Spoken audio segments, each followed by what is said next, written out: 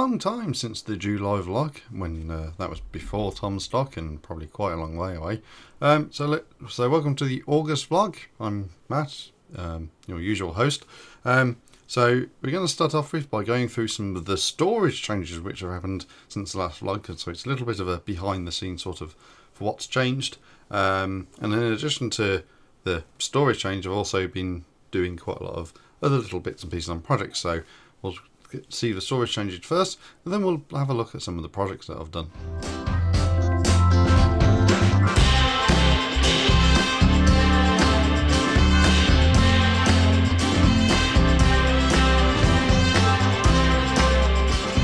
So here's the new storage unit on the left with the old one on the right. And above it is the Dairy Queen and the start of the police station, which were taken to Black Country Bricks, and then they've just been dumped there unceremoniously, and they've pretty much been there ever since. There's some assorted other bits and bobs, like these gargoyles to the corner of buildings, which I've yet to do the building for. So there's things like that. So this is the new one. This one has got some Lego in like the top, but nothing really major. Spare toothbrushes in there, for example, in the packaging. Bits of crane, flat car load from the 60052 train set, birthday card, ramps, train bases, you know, just pretty much random odds and sods in some of these drawers. But this is all Lego, and this has been bought specifically for Lego. So at the top we've got hinges, and this is everything from click hinges to the plate hinges to the brick hinges, to the old finger hinges, click hinges, literally you name it. If it's a hinge, it should be in here. We've even got things like the ball joints in here for some other reason, probably because there's nowhere else really for them to go. So this is all sort of like the random angle sort of drawer, if you like, where it's, you know, you can have stuff and it's not quite square. For example, this I thought was quite a nice pattern, but then where do you use it, you know? Well, anyway, so that's the hinges section. This is the trees section. This is all neatly organised, as you can see, in all the various and beautiful colours, with a slight splash of a dark red, quite a lot of orange, and various other colours. I think a good chunk of that sort of like bright, flamish, orangey, yellowy sort of colours actually come from the treehouse idea set, and a few bits probably from lug bulk or something like that. And this is all just a mixture of various bits and pieces. Oh, even some white there.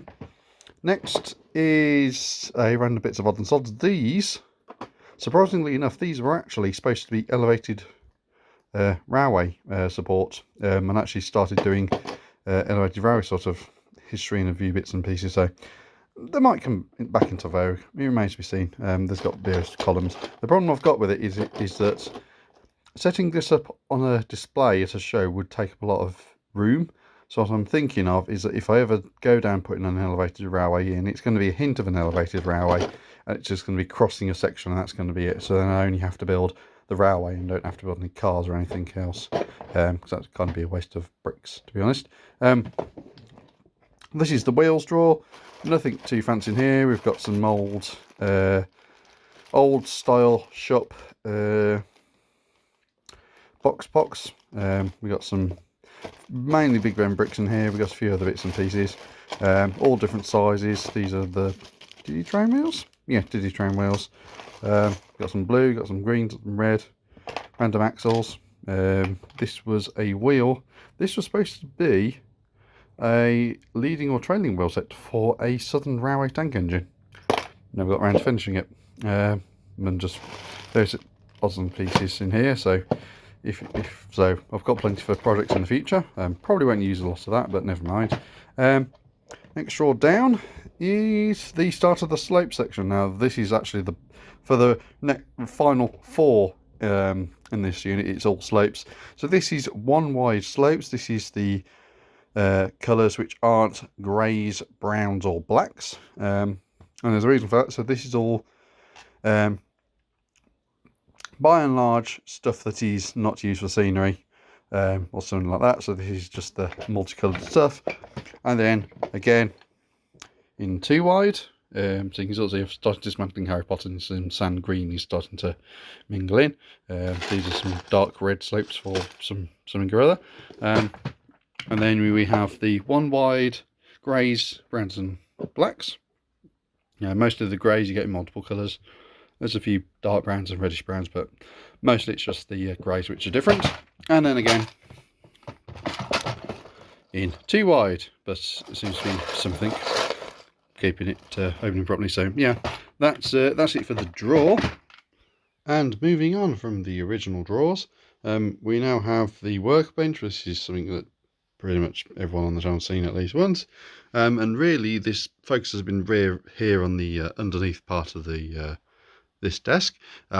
So a lot of the stuff that was in here has come out and then it's been tidied up and sorted through and then put back.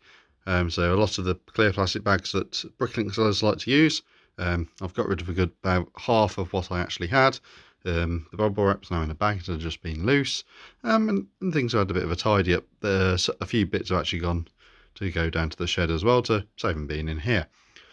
Moving up to top, we have a brand new soldering iron. This is a variable temperature one, which was a little special, and that's actually a lot better because it means then I'm not having a constant temperature. I can actually change it up or down as required, and that's pretty much the only new piece of hardware on here, really, and that's useful for when I'm doing custom electronics, or for example if I'm soldering a low-fi board with some plugs, for example, as I did with the Alco. It was a soldering iron I used for that, and it's always useful for electronics products. There's nothing really else new in this bit. You can see the storage containers. There's a few bits on here that are like overstock, so there's some brown 1x6s there for box cars and various freight cars and that sort of stuff. The upturned tub actually has parts for the Elroy Secret Santa, so Kyle, if you're watching, there's something hidden under there, but I'm not going to say what it is. It's not a model, it's just parts, but it could give a good hint. Other than that, we've got, obviously because I'm sorting through a lot of stuff, we have some bricks here from Harry Potter sets. So I think it was the main castle sort of Chamber of Secrets sort of set. So the Great Hall's still underneath there, but I've actually sorted through, so that's the rest of it. All the masonry bricks are in there, along with a few other bits and pieces. Those need to go into the masonry brick box, one of those over there. Other than that, we got some bits from one of the city sets. I think that's the farm one with all the animals. So obviously the heads have pretty much most of the heads are gone, the hair pieces are gone. Those are just spares now, and they can go in the surplus box to be doled out at shows or wherever it is I next go to. We have some 1x1s in red, some red plates, and they're again surplus because the drawer is absolutely full, or at least it was until reasonably recently. But the problem is, you see that's pretty much full, so I don't really want to stick too much more in there. Other than that, we've got a few bits and pieces from dismantling various products. We've got some Harry Potter pieces in here, like the sand green plates, the archways, some old plates over there. Other than that, it's pretty much a good chunk of time has been spent sorting through a lot of the bits and pieces on here. So, for example, I did originally build a snowplow, and this is what's left of it. Or at least this is the biggest chunk that's left of it. Obviously this was actually where the plough came out, and it's just taking little bits off here every now and again and putting them into storage. So I can, for example, if I can do this, and it's another bit that's been dismantled, and that's pretty much the sequence. This originally, all this space, including pretty much all this what bit up to this black bit here, was full of stuff that just needed to be broken down and sorted, and that's pretty much happened. Actually, some more masonry bricks. So there's two lots of them to sort through. That's pretty much the story. If I had Bricklink orders, they'd arrive in and then just get dumped in there if I didn't have to go into a specific place. So obviously things got a bit full. So obviously you've got another one there. The last bit of the brickliner passenger train. So other than the baggage car that's been repurposed, this is the last definite piece that is defined as the brickliner, and this is actually the end of the observation car. It's a nice little design there. I've got some plates from when I used some ballast plates. Instead of using them with under bricks, they're now ballast plates. And then we have some pieces from what is supposed to be a project to build a Great Western top light or clerestory coach. So there are some parts now in tan. There's some windows in here, got some white bits for the roof. Unfortunately, there's quite a lot of pieces that I need to order to make that complete. Primarily just bits for the handles and those other bits and pieces. But again, it's just getting time and getting the organisation through to get them, because that's not a high project at the moment. Doing all the other bits are. So yeah, so pretty much a good chunk of time has been spent sorting through all of this, sorting through some of the stuff at the bottom. So this has all been rearranged as well. So obviously you've got the Harry Potter Chamber of Secrets up there. You can sort of see the door there, and that's the bit of the Great Hall. Obviously it's missing some of the pieces, but you get the idea. So it's effectively just reducing what I've got assembled and trying to make a bit more room out of what I've actually got. And this bit is something that's never been seen on the channel before. This is actually plate storage. Now it sounds weird to say plate storage, but pretty much anything that was a 4x4 or bigger is actually in here. So this actually now just contains the 4 wide and 6 wide plates, so anything bigger than the 4x4 and anything smaller than an 8x8. So anything up to a 6x24, whatever it is the biggest 6 wide plate.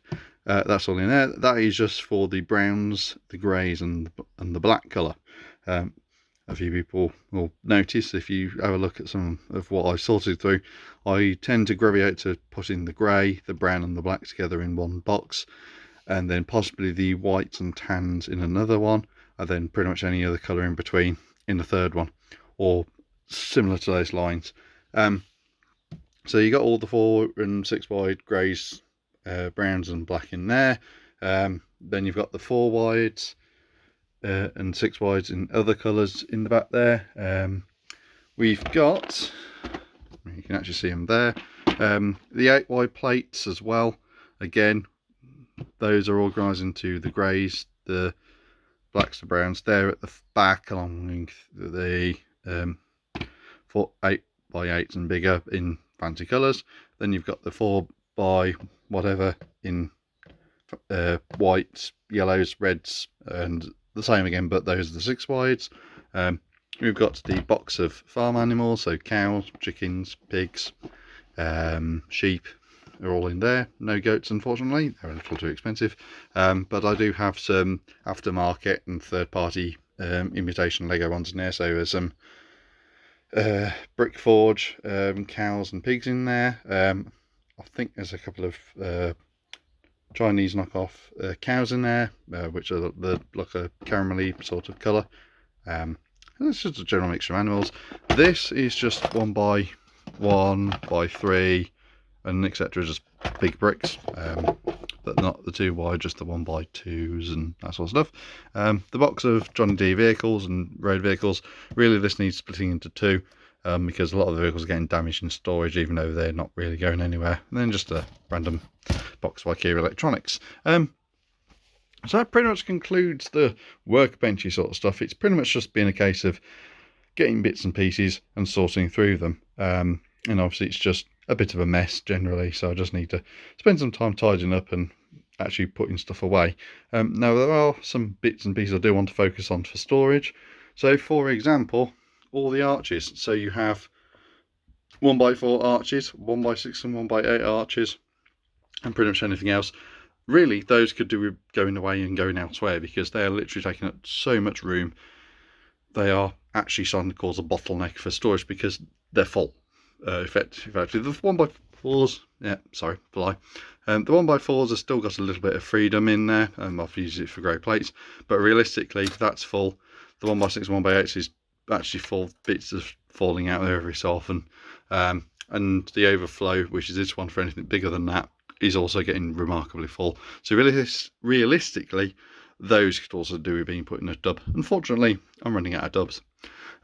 So pretty much that's it for this bit, and now we'll take you back to the normal view for the rest of the video. So before we go into depth on the projects, I want to say that Some of the time has been taken up by Tomstock 2020, and as anyone who's been looking at the channel will know, there's been quite a lot of videos posted, and there is a bit of a difference. So if you see something which says Tomstock 2020 S10, that's actually footage that's been taken with my S10 smartphone, which is the one right here. And then if you see something that says 1440p, that's the stuff that's been taken with the webcam. So there's a bit of a difference for that. So obviously the 1440p stuff will be the more sort of, will be the better shot, it'll be the higher quality, it'll be the better audio, the better, obviously the height and width will be wider standard, but it'll also have better colour graduation, when all the bells and whistles you'd expect from a camcorder, whereas the S10, it's pretty much just taking it out of taking it out of my pocket, unlocking it and starting recording. You know, it's a lot more on the go than the camcorders. The camcorder takes a little while to boot up and then start off, where the smartphone's a lot easier. There's still a few bits and pieces of Tomstock footage to get done, but a lot of the bits now are sort of more piecemeal. There's the Ken McCoy's layout slideshow, and then there's also a bit for Tom Jacobs' Reading Cross on layout. The Tom Jacobs one will require a bit more because it's a proper video from end to end, and I want to do a bit of narration about what's where or everything else, or maybe just put up a little thing on bits of the video that sort of say this is, you know, Hershey's chocolate plant and blah blah blah. So moving on to other projects, the big thing really is going through, so from what's had the most work to what's had the least. The PRR T1 project has actually got a built chassis now, so the wheels that were very lovingly designed by Breckel & Bricks, can't remember your name, but these are the top job on the wheels. They were £11 each, but they're now on the chassis. So I can actually start connecting up the motors and doing some bit of testing on the chassis to make sure the chassis will work and actually go around R104, because this is the big thing. I know the tender does, and the tender has got it's doing a bit weird compared to how the original one was. So the side skirts are done with panels to increase the rotation of the bogies on the tender. And the bogies don't actually have the external frames they should do. And the reason for that is purely because if I stuck the frames on, I wouldn't be able to get them to go around curves. That's literally it. Because if I put the frames on, that would take it from the sort of the 6 wide it currently is to a little bit wider than that. Well, it's technically the middle of the bit in between the wheels of the bogie is 4 studs. But of course, with the loco being 148, that means the outside walls of the tender are 8 wide, so there's not a lot of give if I want to add more detail. Now obviously if you look at photos of the T1, you'll see that there's the bogie side frames just visible just below the end of the skirt, and obviously in later years when the T1s had some of the skirting cut away for maintenance reasons, the tender skirts were cut away slightly, so they're normally just either taken off, so it was just flush with the sill or the sort of normal foot plate level. Some of the sort of the underskirting was taken away to expose the steam pipe and that sort of stuff, and the bogies are a bit more visible with that. So I've gone away from that. I've gone to the more Lego solution of making the skirts slightly deeper than they should be, but that then masks up where the bearings would be on the wheels, and you obviously, because the skirt's deeper, you can't see the bearings, so it looks okay. It's not the best solution. I would have loved to have had a proper 2 scale 1/48 tender with the bogie detail and everything else, but it's Lego. If I want to make it work, I've got to make a sacrifice, and the tender skirting and lack of bogie details is probably the biggest one. I've got a bit more of the tender designed. There was a bit of an issue with the T1 in terms of the scaling, so I've kind of fixed that now. So the tender started to have work done, and I'm considering the electronics now, because obviously the thing is that although I'm going to design it, the chassis is at a point where, short of fitting the gears to make the drive wheels work and everything else, I now need to start working on the electronics. And this is the problem, is that I'm having to choose how I do the electronics. If I go for a pure, if you like, decoder solution, I won't get the steam chuff sync with the wheels, which would imply I'd need to go over to something like Dali Electronics and the actual Steam Sound Supreme or whatever it is board and that sort of stuff. Unfortunately, the board from them is actually sold out and unavailable due to the current microchip shortage. And they've not said anything about when they're going to have them back in stock, except for pretty much just watch this space. So I might have to go for a Dali board, but then look at, say, eBay or other shops that would actually stock it. Now, the problem is that if I look at the retailers and what websites they have, a lot of the time it's pretty much just email us for what you want. Well, obviously me being in Britain, I'm more used to shops which literally have a list of all the stock, even if it's just small bits and pieces, or having a price list and sort of going, what's in and what's not. So I might have to look at eBay for that. And obviously then in addition to that, I'd also need the air wire and that sort of stuff. Now, I will actually come to this later. So Blue Nami was a consideration because that's new. And I'll return to that later on. But yeah, it's pretty much at a point where once I've got the bevel gears fitted to the chassis and the motor, cause actually the motor bit's done, it's just the transfer axle down and then the actual axle for the wheels. Once I've got the gears on there, I can actually do some chassis testing, make sure it goes around on one of all curves, and then it's off to the electronics, the bogies and that sort of stuff. So it's getting along, just probably not as fast as I would like. The other projects I've sort of been doing is something that would be what I would call the next major expansion of the layout I'm designing, and that's actually the car ferry. Now, obviously, really the next major change would be the P40R turnouts. Now, the problem with that is that the P40R turnout schedule, if you like, was for that they would be released. I think it was like pre-orders would open sort of summertime and then be delivered sort of December sort of time. It's now the tail end of August, and pre-orders aren't open. He has got some manufacturing Michael Gann has got some manufacturing samples built, and they've been to a couple of shows, and yes, they look nice, but pre-orders aren't open. Pricing information, although has been revealed, is a bit contradictory in what it says. So effectively, I'm just waiting for what's actually been released, because then once the P40R turnouts have been released, I can then convert the main turnouts on the display to be P40Rs. That then makes the crossovers longer. That means then I can free up the turnouts to then use on the 90-degree link line, which is very tight but would be prototypical for what you'd get in interurban systems in early America, which is the whole point.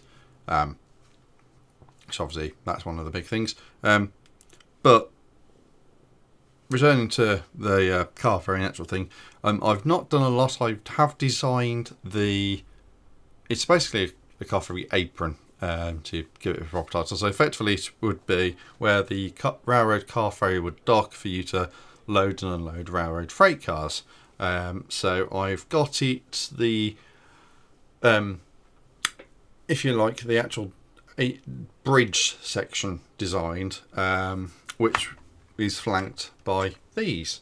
So these are the actual bits which would sit on the bridge deck, so they'd sit parallel, kind of like that, and then you'd have your track in the middle between them. Now obviously I've got the white ones on the extreme corners to show where the edge of the apron is. And you might ask, well, why aren't they internal? Well, the thing is, if you're aligning with your ferry, you'd need to know where the edge of the bridge was. So I've put them on the outside. These were stickered panels. The stickered panels were cheaper than the plain ones, so I can literally just peel the sticker off and they're plain white again. I might stick on the New York Harbour Railroad lettering on the sides, possibly, or I might even flip it so the white panels on the inside as a marker for where the bridge starts and ends. Who knows? It's a bit of a mystery. If I do the lettering in the middle, and do it enough, I could actually probably just change the white bits to be on the inside, or possibly even put white on both sides. You know, really mix it up. But yeah, so these have the wheels on the end. So it's probably not the best solution just having them on one axle. But the plan is that they come from the lift bridge on the apron down to one of the wheels, then go up onto another wheel, which then comes back down and then goes around this wheel, and then there's going to be a little probably look the Technic small half bush, and then the half bush is going to have both the end of this and go through the thing. So effectively what you'd have is that it would come up from the weight up to the lift bridge, over the lift bridge in a bit, then down. It's go round one of the wheels, go up, go back down, and then loop back on itself and then get tied off. So anyone with a basic knowledge of maths will know that the more links you add to a pulley, sort of like the up and down bits, it means the less effort you need to raise them. And I have seen similar sort of things on certain lift bridges. I'm not sure whether that'd be entirely accurate on a more modern steel one, because I'm going for steel because hey, the railroad, the New York Harbour Railroad, which is the freelance one I've designed, based, which is sort of like proto freelance. They've invested, it's come into some money and they've invested in this car ferry, say. So basically, it's sort of one of the things where, oh, we got some money, we'll put this as a steel one instead of a wooden one. You know, it's less prone to fire, blah blah blah. You know, whatever. You know, wood doesn't rot, and that sort of stuff. So yeah, that's been designed. The bridge sides are almost complete, save for the missing 2x6 tile here. But other than that, these are ready. And obviously, mentioning the lift bridge apron, it will need some supports. So I've got two of these. So these mark the inside. So you'd have two of these like this. The bridge would be in the middle, and obviously you'd have your sort of bridge section above here, linking them both. Now I might add an extension onto the sides to then have it look a bit more balanced. So there's actually a little bit of overhang to help balance the bridge. Otherwise I might just do it flush, because I've seen it done on both. I've seen several variations, and some have the extension over the side, some don't. I'll also need to put some steps to get in somewhere. So again, I might have an extension one end, and then the other end is flush, but then it's got the steps on the side, so it adds a bit of visual interest and variety compared to something standard. So those would be the sides, and obviously because they're the standard Technic things, there's the nice 4x4 gap in the middle for weights. No, so I'm not going to use a full 4x4 size weight. I'm not sure what weight I'd use, to be honest. Probably not as big as you'd think. And the whole point of this bridge is, although it'll have the weights in here, it'll have all the pulley system and everything else, the bridge itself is actually going to be raised by a little thing that sort of lifts the bridge ever so slightly up and ever so slightly, and pull, and then releases it so it goes ever so slightly down. So in actual fact, the bridge is actually going to be weighted by the bridge itself, rather than using the actual pulley and having a motor and doing it properly. Because at the end of the day, it's not designed to be a proper lift bridge. It's not got to cope with sea. The car ferries that will it'll be joining onto will be based on Lego tiles, so they won't actually have to cope with all the seas and that sort of stuff. So it's going to be interesting to see how this progresses, but for now it's pretty much just a wait and see, and obviously I've got all the other bits and pieces to deal with, so that's that sort of anyway. Something else that I've been dabbling in on and off for several months has been some more versions of Glenn Holland's bots car, and I can't remember which one this is. I think this is the 1932 ARA. So I'll just pick up this blue one up here. And this isn't complete, by the way. As you can see, there's bits missing from the handrails and everything else. This is a blue one for the New York Harbour. So the New York Harbour has managed to purchase a couple of these. I'm just going to model the one in blue. It's a very nice looking livery in the blue. Adds a bit of nice variety. So looks a bit different. and it's built to the same design. Now I have changed compared to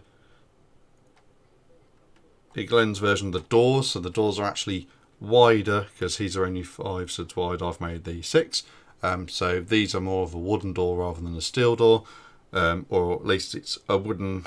It might be a steel frame, but a wooden door for the outside.